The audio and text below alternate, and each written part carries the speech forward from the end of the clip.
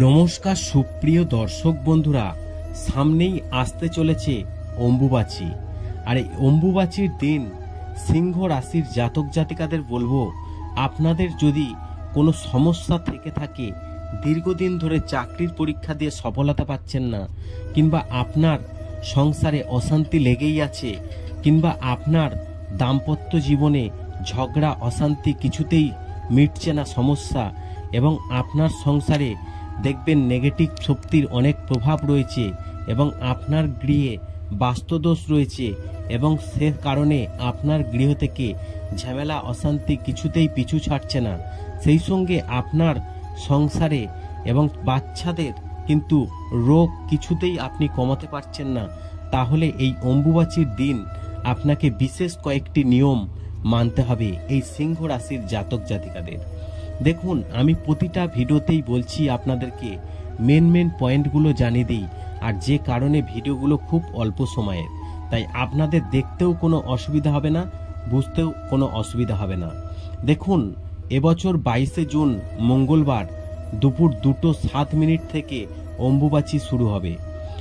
টানা 3 দিন ধরে চলবে এই পার্বণ। অম্বুবাচী তিথি শেষ হবে 25শে জুন, অর্থাৎ 10ই আষাঢ়। সেদিন রাত 2:30 ছাড়বে অম্বুবাচী। তবে হিন্দু ধর্মের একটি অতি প্রাচীন পার্বণ এই অম্বুবাচী। লোকবিশ্বাস মতে আষাঢ় মাসে মৃগশিরা নক্ষত্রের 3টি পথ শেষ হলে পৃথিবী ধারিত্রী মা ঋতুমতী হন, আর সেই সময়েই পালন করা হয়ে থাকে অম্বুবাচী। আর এই সময় বেশ কিছু কাজ মানা থাকে, যা না মেনে চললে আপনার জীবনে কষ্ট আসতে পারে বলে মনে করেন এই সিংহ রাশির জাতক জাতিকাদের জ্যোতিষশাস্ত্র। তবে শাস্ত্র মতে এই সিংহ রাশির জাতক জাতিকাদের অম্বুবাচীর এই 3 দিন সব ধরনের মাঙ্গলিক শুভ কাজ, যেমন বিবাহ, উপনয়ন, অন্নপ্রাশন, গৃহপ্রবেশ, গৃহ আরম্ভ ইত্যাদি থেকে বিরত থাকা উচিত। অম্বুবাচীর 3 দিন ব্রত চলাকালীন কোনো গরম খাবার কিন্তু খাওয়া চলবে না। ব্রত শুরু হওয়ার আগে যে রান্না করেছিলেন তাই প্রতিদিন এবং 3 দিন ধরে অল্প অল্প করে আপনাকে কিন্তু খেতে হবে। তবে এটি যারা ব্রত রাখবেন তাদের জন্যই বেশি প্রযোজ্য। তবে এই সিংহ রাশির জাতক জাতিকাদের বলবো, এই সময়ে কোনো বিশেষ কিন্তু পুজো আপনারা করবেন না। যদি কোনো বছর যদি এই সময়তেই জগন্নাথ দেবের রথযাত্রা পড়ে, তবে তা করা যেতে পারে, কারণ মনে করা হয় এই সময়ে নিত্যকর্ম হবে, কাম্যকর্ম হবে না।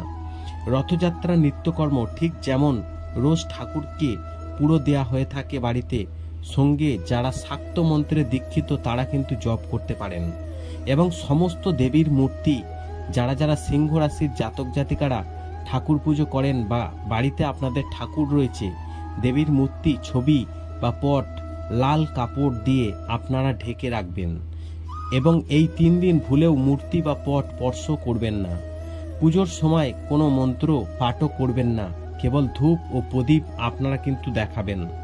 দেখুন, এই অম্বুবাচী চলাকালীন এখনো বিভিন্ন পরিবারের বয়স্ক বা বিধবা মহিলারা এই 3 দিন ধরে অম্বুবাচী উপলক্ষে ব্রত পালন করেন, এবং 3 দিন পর জামা কাপড় বিছনা সাবান দিয়ে ধুয়ে নিজেরা সাবান শ্যাম্পুতে স্নান করে সব কিছুতে হাত দেন।